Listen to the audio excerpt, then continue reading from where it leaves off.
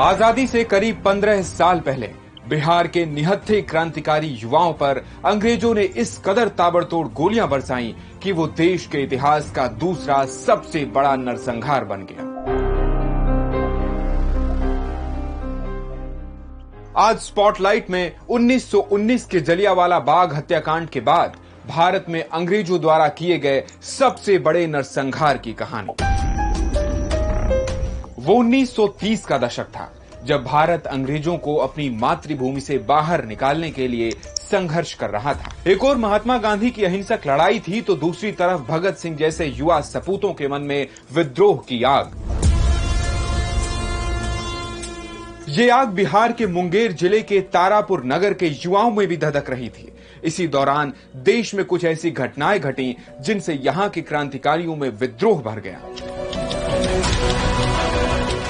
23 मार्च 1931 को लाहौर में भगत सिंह, राजगुरु और सुखदेव को फांसी दे दी गई।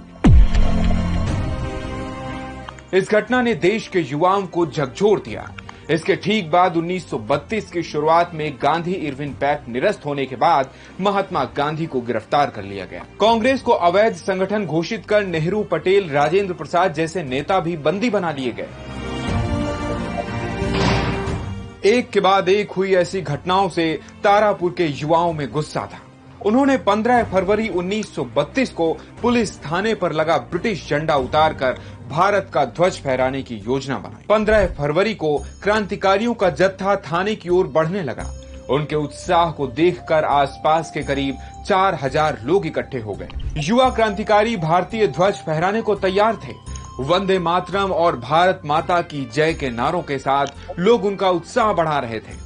थाने के बाहर अंग्रेज अफसरों समेत बड़ी तादाद में पुलिस फोर्स तैनात थी। रिपोर्ट्स की माने तो पुलिस को क्रांतिकारियों की योजना पहले ही पता चल चुकी थी। भारी पुलिस बल की मौजूदगी के बावजूद बिना डरे और रुके युवा अपने लक्ष्य की ओर बढ़ रहे थे। विद्रोह को दबाने के लिए एक अफसर ने गोली चलाने के आदेश दे दिए। इसके बाद वहां मौजूद करीब 4000 निहत्थे लोगों पर 75 राउंड फायरिंग की गई। दूसरी तरफ से हो रहे पथराव का पुलिस वालों पर कोई खास असर नहीं हुआ। थोड़ी ही देर में मंजर बदल चुका था। वहां सिर्फ लाशें ही लाशें बिखरी हुई थी। आधिकारिक आंकड़ों के मुताबिक घटना के बाद 34 लोगों के शव मिले। इनमें सिर्फ 13 की पहचान हो पाई, लेकिन माना जाता है कि मरने वालों की संख्या इससे कहीं ज्यादा थी। रिपोर्ट्स बताती हैं कि अंग्रेजों की ओर से की गई तमाम कोशिशों और अंधाधुंध गोली बरसाने के बाद भी वो युवाओं को भारतीय राष्ट्रीय ध्वज फहराने से नहीं रोक पाए। इस मुश्किल घड़ी में भी क्रांतिकारी गोपाल सिंह ने थाने पर तिरंगा फहरा दिया।